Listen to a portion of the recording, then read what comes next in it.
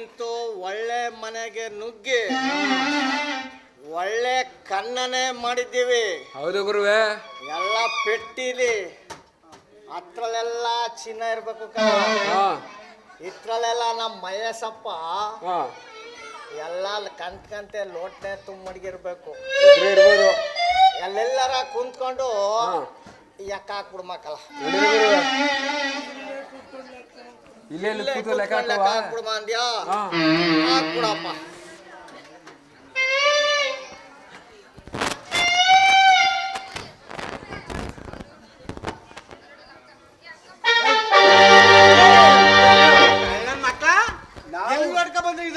ಮತ್ತೆ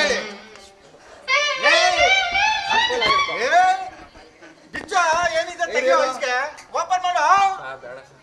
ಅವೆಲ್ಲ ನಡೆದ್ರೆ ನಮ್ ಸಾಹೇಬ್ರು ಸರಿ ಇಲ್ಲ, ಬಾರಿ ಡೇಂಜರು. ಆಗಲ್ಲಪ್ಪ, ಏನು ಒಂಚೂರು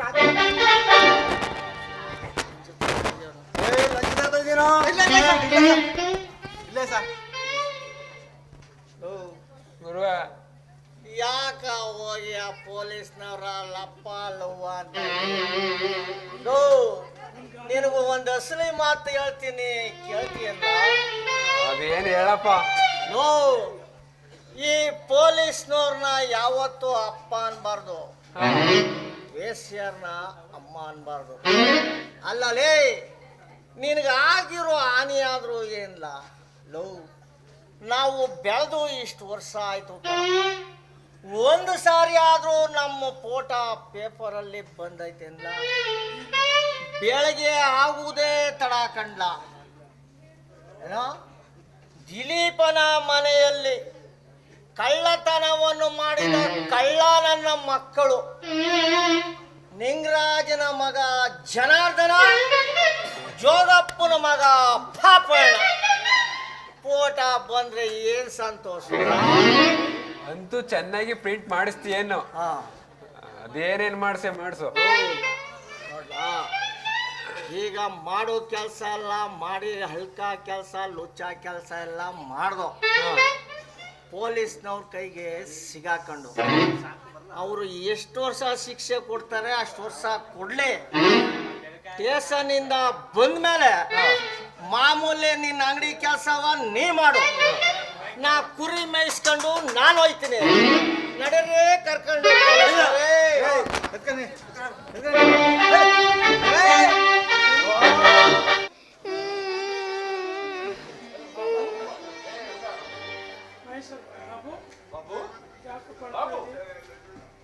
ಯಾಕಪ್ಪ ಅಳ್ತಾ ಇದೆಯಾ?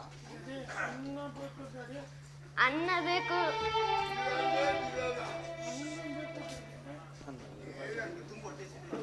ನಿಜ ಮಗು, ನಿನಗೆ ಹೊಟ್ಟೆ ಎಸುವುದೇನೋ ನಿಜ. ಆದ್ರೆ ಇಂಥ ವಸ್ತುಗಳ ಕಳ್ಳರು ದೋಚ್ಕೊಂಡ್ರು, ಎಂತ ಕೆಲಸವು ಸಸ್ಪೆಂಡ್ ಆಯ್ತು. ನಿನ್ಗೆ ಅನ್ನ ಕೊಡ್ಸೋಕೆ ಅನ್ನ ಮಾಡಾಕೋಣ ಅಂದ್ರೆ ಇಡೀ ಅಕ್ಕಿನೂ ಸಹ ಇಲ್ಲ ಕಣೋ. ಹೊಳ್ಬೇಡ ಕಣೋ, ಎಲ್ಲಿಯಾದ್ರೂ ಅಕ್ಕಿ ಇಸ್ಕೊಂಡು ಬಂದು ಅನ್ನ ಮಾಡ್ಕೊಡ್ತೀನಿ.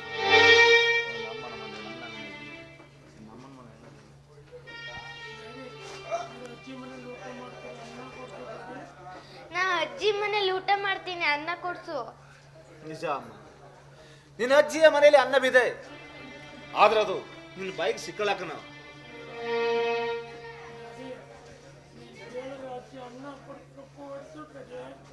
ನಿಂಗೆ ಕೇಳಿದ್ರೆ ಅಜ್ಜಿ ಅನ್ನ ಕೊಡ್ತಾರೆ, ಕೊಡ್ಸು. ಆಯ್ತಪ್ಪ.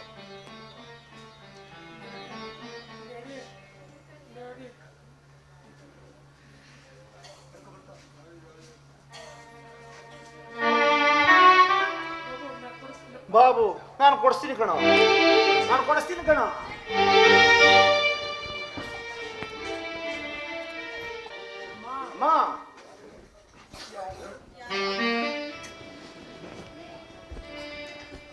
ದಿಲೀಪ ಬಾಪ ಬಾರೋ. ನಿನ್ನೆ ಸಂಜೆಯಿಂದಲೂ ಬಾಬು ಊಟ ಮಾಡಿಲ್ಲಮ್ಮ, ಬೆಳಿಗ್ಗೆಯಿಂದಲೂ ಸಹ ಕಾಫಿ ಕುಡ್ದಿಲ್ಲ. ಒಂದೇ ಒಂದು ಇಡಿ ಅನ್ನ ಪುಟ್ಟ. ನನ್ನ ಪಾಪಕ್ಕೆ ಊಟ ಮಾಡಿಸ್ತೀನಿ. ಅಲ್ಲ ಕಣೋ, ಒಂದು ತುತ್ತ ಅನ್ನಕ್ಕೋಸ್ಕರ ಇಷ್ಟೊಂದು ಬೇಡದ. ಸರಿಯಪ್ಪ, ನಾನು ತಗೊಂಡು ಬರ್ತೀನಿ. ಶಕೀಲಾ, ಅನ್ನ ತಗೋಬಮ್ಮ.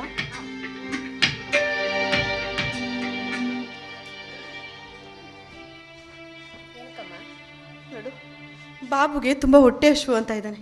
ಹಾಂ ಕೊಡಿ, ನಾನು ಊಟ ಮಾಡಿಸ್ತೀನಿ. ಬಾಯ್. ಹೊಟ್ಟೆ ಹಸಿತಾ ಇದೆಯಾ? ನಾನು ಹೊಟ್ಟೆ ತುಂಬ ಅಮ್ಮ ಇಡ್ಬೇಡಮ್ಮ ಅವ್ರಿಗೆ ಅನ್ನನ. ರಘು, ಏನ ಮಾಡ್ತಾ ಇದೆಯಾ ನೀನು? ನೋಡು, ಈಗಾಗಲೇ ದಿಲೀಪ ತುಂಬಾ ನೊಂದು ಬೆಂದಿದ್ದಾನೆ. ನೋಡು, ಮೊದಲು ಅವನ ಹತ್ರ ಕ್ಷಮೆ ಕೇಳೋ. ಇಲ್ಲ ಅಮ್ಮ, ನಿಜವಾಗ್ಲೂ ಸಭೆ ಕೇಳಬೇಕಾಗಿರುವಂತ ನಾನು ಇಲ್ಲದ ಅಪರಾಧ ಹೊರಿಸಿ ಮನೆ ಬಿಡಿಸಿದ ಪಾಪಿ ನಾನಮ್ಮ. ಒಂದು ಇಡೀ ಅನ್ನ ಕೇಳ್ಕೊಂಡು ಮನೆ ಬಾಗಿಲು ಬಂದ ನನ್ನ ತಂಗಿನ ಕಾಲಿಂದ ಒದ್ದಂತ ಪಾಪಿ ಅಮ್ಮ ನಾನು. ನಿಜವಾಗ್ಲೂ ಕ್ಷಮೆ ಕೇಳಬೇಕಾದ್ರು ನಾನು. ಅಣ್ಣ ಹೋಗ್ಲಿ ಬಿಡಣ್ಣ, ಇದ್ರಲ್ಲಿ ನಿಂದೇನು ತಪ್ಪಿಲ್ಲ, ಎಲ್ಲ ವಿಧಿ ಆಟ ಅಣ್ಣ. ಆ ದೇವ್ರ ಆಟದ ಮುಂದೆ ನಾವೇನು ಮಾಡಕ್ಕಾಗಲ್ಲ ಅಲ್ವಾ ಅಣ್ಣ? ಆಯ್ತಮ್ಮ, ಬಾರಗು, ನಿನ್ನ ಗುಣ ಏನು ಅಂತ ಅರಿಯದೆ ನಿಜವಾಗ್ಲೂ ನನ್ನ ಬಂಧು ಕಣೋ, ನನ್ನ ರತ್ನ ಕಣೋ. ನಿನ್ನ ಗುಣ ತಿಳಿದೆ ನಿನಗೆ ಇಲ್ಲದ ಅಪರಾಧ ಹೊರಿಸಿ ಮನೆ ಬಿಡಿಸಿಬಿಟ್ಟೆ ಕಣೋ. ನನ್ನ ದಯವಿಟ್ಟು ಕ್ಷಮಿಸ್ಬಿಡು. ನೋಡೋರಗು, ಇಲ್ಲಿಂದ ಈ ಬಾಬು ನನ್ನ ಮಗನಲ್ಲ ಕಣೋ, ನಿನ್ನ ಮಗ. ನನ್ನ ಮೇಗಿನ ಸೇಡನ್ನು ಈ ಬಾಬುನ ಮೇಲೆ ತಿರ್ಸ್ಕೊಡ್ಬೇಡ ಕಣೋ. ಏ ರಘು, ಈ ಮಗುವನ್ನ ಜೋಪಾನ ನೋಡ್ಕೊಂಡು. ಆಯ್ತಣ್ಣ. ನಾನು ಎಲ್ಲಿಯಾದ್ರೂ ಹೋಗಿ ಆತ್ಮಹತ್ಯೆ ಮಾಡ್ಕೊಂಡ್ಬಿಡ್ತೀನಿ. ಅಣ್ಣ ಗನ್ಬೇಡಣ್ಣ, ಗನ್ಬೇಡಣ್ಣ. ಒಂದ್ ಹೆಜ್ಜೆ ಮುಂದಿಟ್ಟ ನನ್ನ ಮೇಲಾಣೆ, ನಾನು ಮೇಲಾಣೆ. ಅಣ್ಣ ದಯವಿಟ್ಟು ನನ್ನ ಕ್ಷಮಿಸ್ಬಿಡಣ್ಣ, ಕ್ಷಮಿಸ್ಬಿಡು. ನೀನು ಕಣೋ ನಿಜವಾದ ನನ್ನ ಬಂಧು, ರತ್ನ ಕಣೋ. ರಘು, ಇದೇ ಸಂತೋಷದಲ್ಲಿ ಛಾಯ ಇದ್ದಿದ್ರೆ ಎಷ್ಟು ಚೆನ್ನಾಗಿರ್ತಿತ್ತಲ್ವೇನೋ. ಅಮ್ಮ, ಈ ಮನೆಯಲ್ಲಿ ಅವಳು ಸುದ್ದಿ ಮಾತ್ರ ಆಯ್ತು ಬಿಡಿ. ಇಷ್ಟಕ್ಕೆಲ್ಲ ಅವಳಿಂದೇ ಕಾರಣ. ನೋಡಪ್ಪ ರಘು, ದಿಲೀಪ ಅವಳು ಬಿಡಿಸ್ಕ ಬರೋವರೆಗೂ ಈ ಮನೇಲಿ ಒಂದು ತೊಟ್ಟು ನೀರು ಕುಡಿಯಲ್ಲ, ಅನ್ನನೂ ತಿನ್ನಲ್ಲ, ಉಪವಾಸ ಮಾಡ್ತೀನಿ ನಾನು. ಅಮ್ಮ ಯಾಕಮ್ಮ ಒಮ್ಮೆ ನಮ್ಮಲ್ಲಿ ಉಪವಾಸ ಮಾಡ್ತೀರಾ? ನೋಡಿ, ನೀವೀಗ ಮಾಡ್ತೀನಿ ನನಗೆ ಚೆನ್ನಾಗಿ ಗೊತ್ತಿತ್ತು. ನಾನು ಹೇಳಿದ್ದೀನಿ ಜಾಮೀನಲ್ಲಿ ಬಿಡಿಸೋದಕ್ಕೆ. ಹೌದಾ ರಘು? ಹೌದಮ್ಮ, ಖಂಡಿತವಾಗೂ ಹೇಳಿದ್ದೀನಿ. ಸಂತೋಷ ಕಣೋ. ಮಿತ್ರ ದಿಲೀಪ, ಏಯ್, ಹೊರ ನಿಂತ್ಕೊಳ್ಳ. ಮಿತ್ರ ದಿಲೀಪ, ಯಾಕೋ ಏಯ್, ಯಾಕೋ ಬಂದೆ ಇಲ್ಲಿಗೆ? ಯಾರಾಯ್ತ ಬಂದೆ ಇಲ್ಲಿ ಗಂಟ? ಮಿತ್ರ ದಿಲೀಪ, ಇವಾಗ ನಾನು ಕುಡಿಯೋದನ್ನ ಬಿಟ್ಬಿಟ್ಟು ಒಳ್ಳೆತನ ಕಲ್ತ್ಕೊಂಡಿದ್ದೀನಿ. ನಾನು ಹೆಂಡತಿ ನನ್ನ ಎತ್ತ ಕಳಿಸ್ಕೊಟ್ಬಿಡು. ಶಕೀಲ, ದಯವಿಟ್ಟು ಕ್ಷಮಿಸ್ಬಿಡೆ ನನ್ನ. ಬಿಡ್ರಿ, ಯಾಕ್ರಿ ಕ್ಷಮೆ ಕೇಳ್ತೀರಾ? ನೋಡಿ, ಅಂತೂ ನೀವು ಬದಲಾದ್ರಲ್ಲ, ಅಷ್ಟೇ ನನಗೆ ಸಾಕು. ನಮ್ಮ ಸಂಸಾರ ಸರಿ ಹೋದ್ರೆ ಸಾಕಪ್ಪ ಅಂತ ಬೇಡ್ಕೊತಿದ್ದೆ. ಸರಿ ಹೋಯ್ತಲ್ಲ, ಅಷ್ಟು ಸಾಕಣ್ರಿ.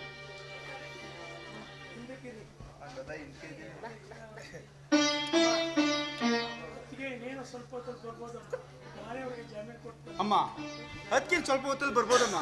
ನಾನೇ ನೆನ್ನೆನೆ ಜಾಮೀನು ಕೊಟ್ಟು ಅದಕ್ಕೇನು ಬಿಡಿ ಕೇಳಿದ್ದೆ. ಬರ್ಬೋದು ರಘು, ನಿನ್ ಮಾತು ನಿಜೇನೋ ರಘು? ಸತ್ಯವಾಗೂ ನಿಜಾನಮ್ಮ. ಮತ್ತೆಲ್ಲೋ ಇಷ್ಟೊತ್ತಾದ್ರೂ ಬರಲೇ ಇಲ್ಲ.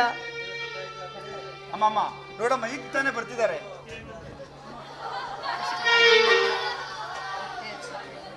ಅತ್ತೆ, ನಿಮ್ಮನ್ನ ಎತ್ತಿನ ತರ ದುಡಿಸ್ಕೊಂಡೆ, ದಯವಿಟ್ಟು ನನ್ನನ್ನು ಕ್ಷಮಿಸಿ. ಏದೇಳಮ್ಮ, ಈಗಲಾದ್ರೂ ಆ ದೇವರು ನಿನಗೆ ಒಳ್ಳೆ ಬುದ್ಧಿ ಕೊಟ್ನಲ್ಲ, ಅಷ್ಟೇ ಸಾಕಮ್ಮ. ರಘುವೀರ, ದಯವಿಟ್ಟು ನನ್ನ ಕ್ಷಮಿಸ್ಬಿಡಪ್ಪ. ನಿಜವಾಗ್ಲೂ ನಿಂದೇನು ತಪ್ಪಿರ್ಲಿಲ್ಲ, ಎಲ್ಲ ನಂದೇ ತಪ್ಪು. ನನ್ನ ಕ್ಷಮಿಸ್ಬಿಡು. ಆಯ್ತಮ್ಮ, ನೀವ್ರೆಲ್ಲ ಮುಂಚೆ ನನ್ನ ನಿರಪರಾಧಿ ಅಂತ ಹೇಳಿರಲ್ಲ, ಅಷ್ಟೇ ಸಾಕು. ಅದಕ್ಕೆ ಅಷ್ಟೇ ಸಾಕು. ಏನಂದ್ರೆ ಏಯ್, ದೂರ ನಿಂತ್ಕೋ. ಎಲ್ಲ ನೀನೇ ಅಲ್ಲ, ದೂರ ನಿಂತ್ಕೋ. ಮಾತಾಡ್ಬೇಡ, ದೂರ ನಿಂತ್ಕೊಂಡೆ. ನಾನ್ ತಪ್ಪು ಮಾಡಿದಾಗ ಬುದ್ಧಿ ಹೇಳಿ ಬುದ್ಧಿ ಕಲಿಸ್ಬೇಕಾದ್ರೆ ನೀನೇ. ನಿನ್ನಿಂದ ನಮ್ಮ ತಂದೆ ತಾಯಿ ದೂರ ಮಾಡಿದೆ, ನಮ್ಮ ತಮ್ಮನ ದೂರ ಮಾಡಿದೆ.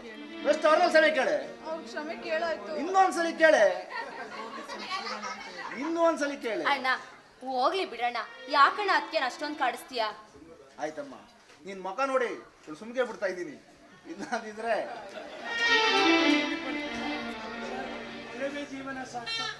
ಅಮ್ಮ ಅಪ್ಪಾಜಿ ಬಂದ್ರಮ್ಮ, ಅಪ್ಪಾಜಿ ಬಂದ್ರು.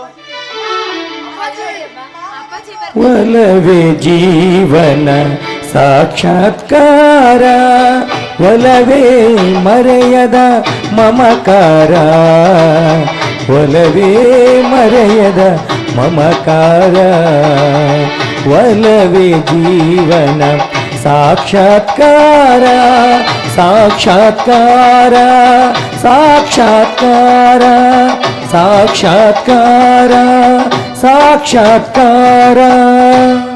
ರೀ, ಇದು ಕನ್ಸಲ್ಲ ತಾನೆ? ಕಾಣ್ತಾ ಇರೋದು ನಿಜನಾ ರೀ? ಇದೆಲ್ಲ ಹೇಗೆ ರೀ?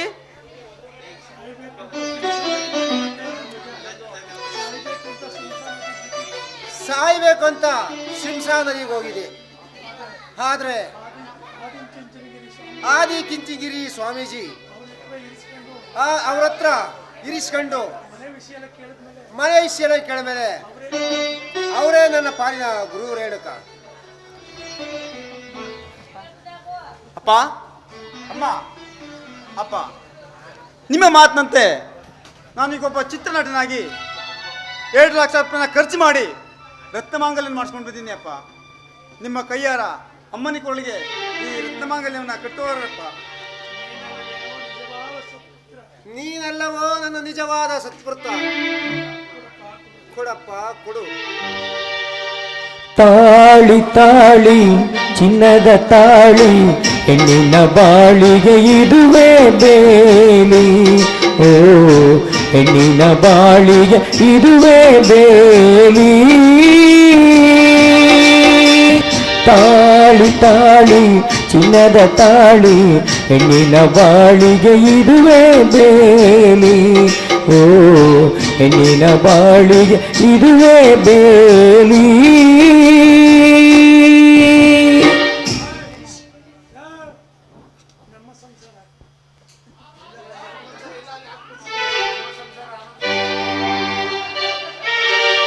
ನಮ್ಮ ಸಂಸಾರ ಆನಂದ ಸಾಗರ, ನಮ್ಮ ಸಂಸಾರ ಆನಂದ ಸಾಗರ, ಪ್ರೀತಿ ಎಂಬ ದೈವವೇ ನಮಗಾಧಾರ, ಆ ದೈವ ತಂದ ವರದಿಂದ ಬಾಳೆ ಬಂಗಾರ, ನಮ್ಮ ಸಂಸಾರ ಆನಂದ ಸಾಗರ.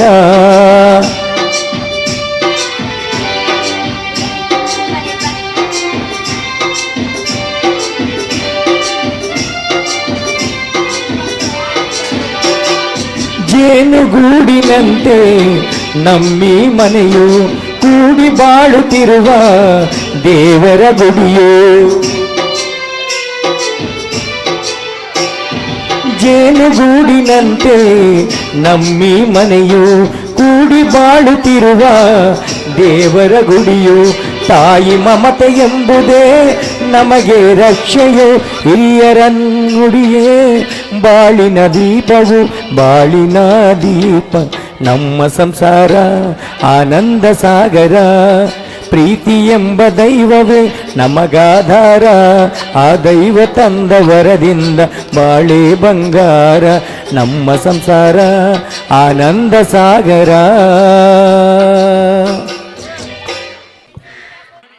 ಹೆಣ್ಮಕ್ಳು ಎಷ್ಟೇ ಸುಸ್ತಾಗಿದ್ರು ನಮ್ಮ ಕುಮಾರನ್ ನಿರ್ದೇಶನದ ಈ ನಾಟಕವನ್ನ ಎಲ್ಲರೂ ನೋಡಿದಿರಿ. ನನ್ನೆಲ್ಲ ತಾಯಂದಿರಿಗೆ ನನ್ನ ಸಾಷ್ಟಾಂಗ ನಮಸ್ಕಾರಗಳು. ಹಾಗೂ ಹೆಣ್ಣು ಮಕ್ಕಳು, ಅಕ್ಕ ತಂಗಿಯರು, ಅಣ್ಣ ತಮ್ಮಂದಿರು ಇಬ್ಬನಿ ಒಳಗೂ ಕೂತಿದ್ದೀರಿ, ತುಂಬ ಸಂತೋಷ. ಎಲ್ಲಿವರೆಗೆ ನಿಮ್ಮಂಥವರ ಆಶೀರ್ವಾದ ಇರುತ್ತೋ ನಮ್ಮಂಥ ಕಲಾವಿದರು ಅಲ್ಲಿವರೆಗೂ ಜೀವಂತವಾಗಿ ಇರ್ತೀವಿ. ಜೈ ಹಿಂದ್, ಜೈ ಕರ್ನಾಟಕ ಮಾತೆ. ಲೋಕೇಶ್ ಅವರು ಕೂಡ ವೇದಿಕೆ ಮೇಲೆ ಬರಬೇಕು, ಅವ್ರ ಸಹಪಾಠಿಗಳು ಸಹ ವೇದಿಕೆ ಮೇಲೆ ಬರಬೇಕು ಅಂತ ಕೇಳ್ಕೊಳ್ತೀನಿ. ಹಾಗೆ ಈ ನಾಟಕಕ್ಕೆ ಉತ್ತಮವಾದ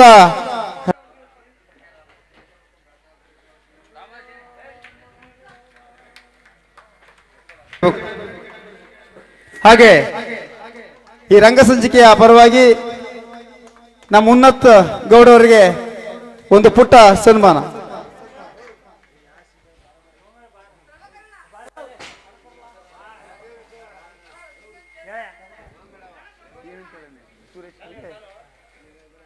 ಸುರೇಶ್ ರವರು ರಾಮಾಜಿನ್ ಪಾತ್ರ ಮಾಡ್ತಾರೆ, ವೇದಿಕೆ ಮೇಲೆ ಬರಬೇಕು. ಅವರ ಅಣ್ಣನಿಂದ ಒಂದು ಕಿರು ಕಾಣಿಕೆ ನೀಡ್ತಿದ್ದಾರೆ, ಅವ್ರ ವೇದಿಕೆ ಮೇಲೆ ಬಂದು ಸ್ವೀಕಾರ ಮಾಡಬೇಕು ಅಂತ ಕೇಳ್ಕೊಳ್ತಾ ಇದ್ದೀವಿ.